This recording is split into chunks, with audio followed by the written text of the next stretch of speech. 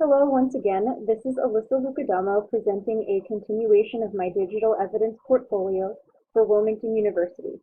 This presentation focuses on the NAGC CEC Teacher Knowledge and Skill Standard 4 assessment.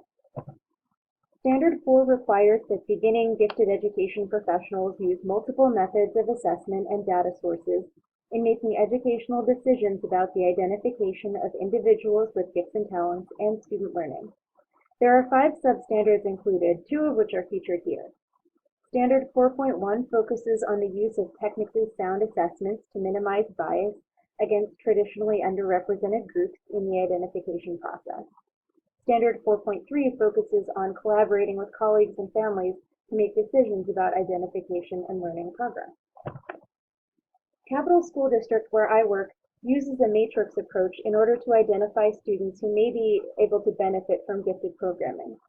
The process begins in second grade, where all second grade students receive some instruction in the primary education thinking skills curriculum. While students perform higher order thinking and problem solving in the PETS curriculum, more data is collected from a variety of sources. Using the PETS curriculum as an initial screening tool helps to reduce some of the bias in the identification process. All students are considered in the initial identification pool, and all receive the same instruction in the PETS curriculum. Instead of starting with a standardized test, which might give an unfair advantage to students who come from higher income, well-educated households, the district has all students starting on a more level playing field by exposing students to instruction in higher order thinking skills. Once the initial pool of students is narrowed down, the district examines a variety of data points, including standardized tests such as the Cognitive Abilities Test, the Scholastic Reading Inventory, and the Scholastic Math Inventory. These measures can be effective in identifying some students with high academic potential, especially in reading and math. However, such formal measures also have the potential to contain bias against students from low-income families and students from diverse cultural and linguistic backgrounds. In order to reduce this bias, the district also considers teacher nominations, parent inventories, students' work samples, and report card grades. By considering these additional sources of data, the district is able to identify students who may have the potential for high achievement and creativity, but who don't typically perform well on standardized tests. This process of considering multiple formal and informal measures of student ability demonstrates that the district is making progress toward meeting Standard 4.1.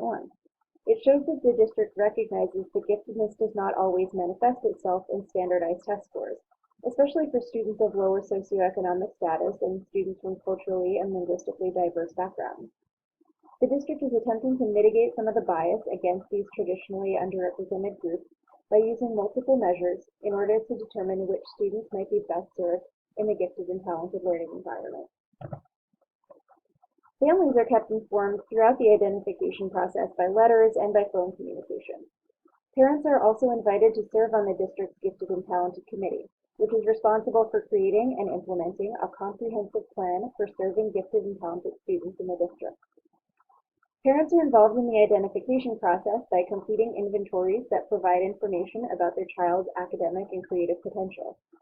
Additionally, any change in placement from the regular education setting to a self-contained program like Alpha or a pull-out program like ACT will only be done with parent consent. Although the basic elements of communication and collaboration among the school and families exist, Standard 4.3 is an area of weakness for the district. General information about programming and identification is available on the district's webpage and in paper form at the schools, but this is not always the most effective way of reaching all families.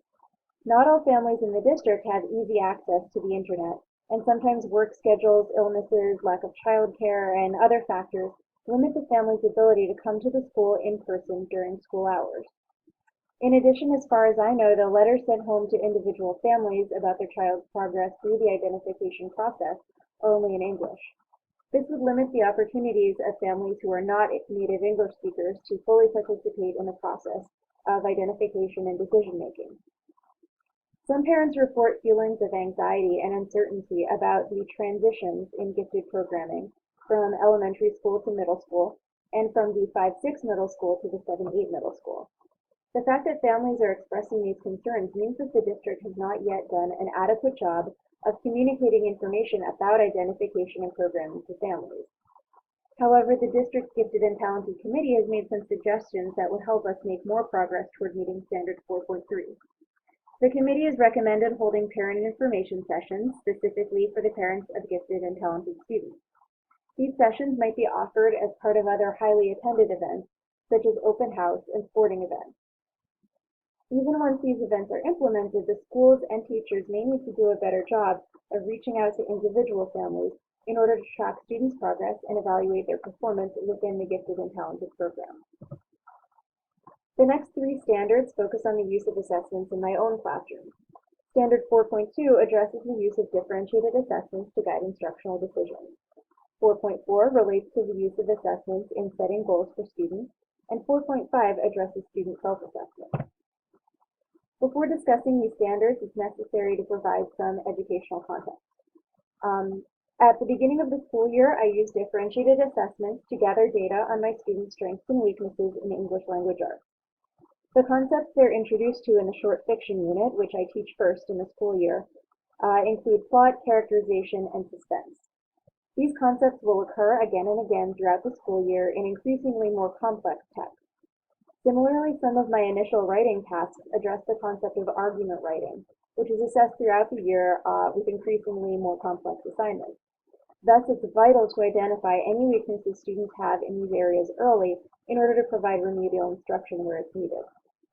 It is also vital to pinpoint concepts students have already mastered, because that gives me a place to compact the curriculum to allow for deeper study. One of the differentiated assessments that I use with my gifted and talented students is Featured Here. In this tic-tac-toe assignment, students create 3 different products.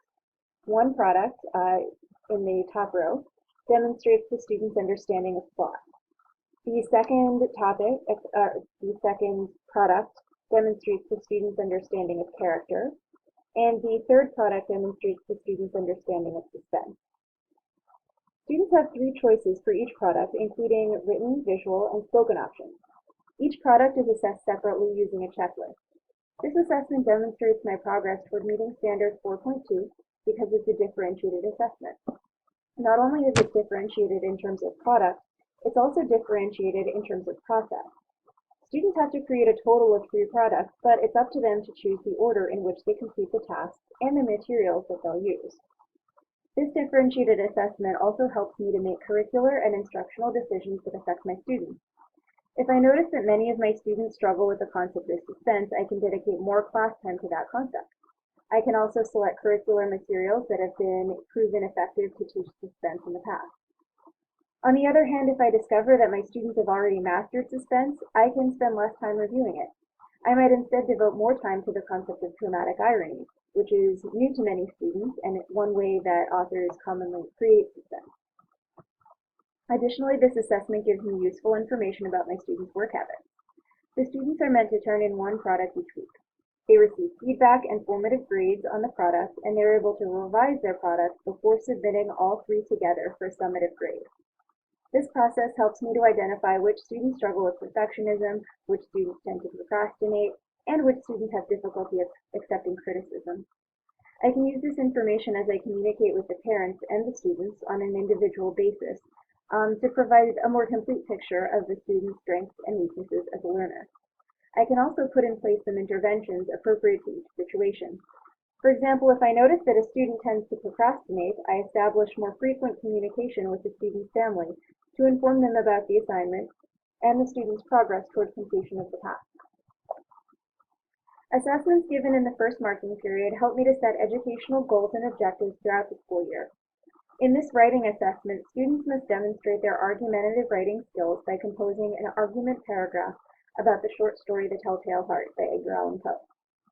After reading the story and some excerpts from the Delaware Criminal Code, students must argue whether the narrator of the story, who commits murder, should be found guilty but mentally ill, or not guilty by reason of insanity. Students' paragraphs are assessed using the CSET rubric, which is pictured on the right-hand side of your screen. One student sample is featured at the bottom of the slide. This sample is representative of many of those early CSET paragraphs. In general, my students were able to make logical claims and choose relevant evidence from the text to support those claims. What most of my students struggled with were introducing their evidence clearly and explaining the logic and reasoning that connects the evidence to the claims. This assessment demonstrates my progress toward meeting Standard 4.4 because I use the results of this assessment to develop short and long-range goals for my students. I knew that by the end of the marking period, I wanted students to write a multi-paragraph argumentative essay incorporating information from multiple sources. This is one of the tasks students complete on the Smarter Balanced assessment, so I wanted them to feel that their classroom writing experiences had prepared them for this test. Because my students struggled with composing the setup and tie-in portions of their paragraphs, I developed lesson objectives and learning activities that would focus specifically on those skills. I taught a mini lesson on setups and tie-ins, gave students sentence starters to introduce their quotations and their reasoning, and created small group stations activities to give students extra practice writing their setups and tie-ins. I reassessed their learning using a multiple choice quiz as well as several other writing tasks.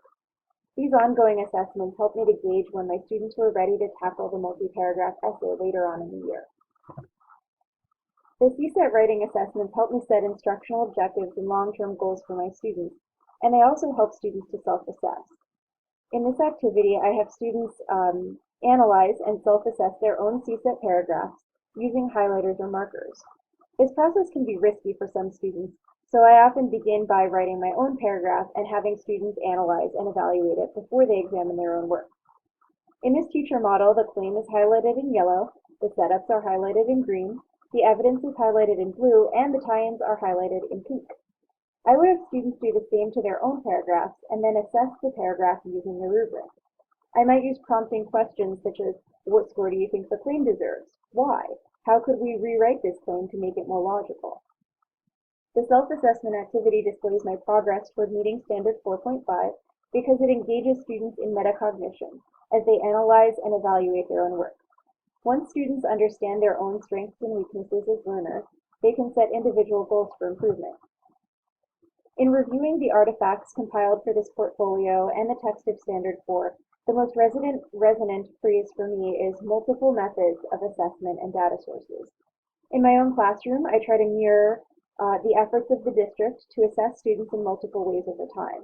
The goal is to make my assessments varied enough that I can collect accurate information on my students' strengths and weaknesses, no matter how diverse my students are. I think that my assessments do this. However, like the district, I've learned that communication and collaboration with families is an aspect of my personal teaching practice, which needs improvement.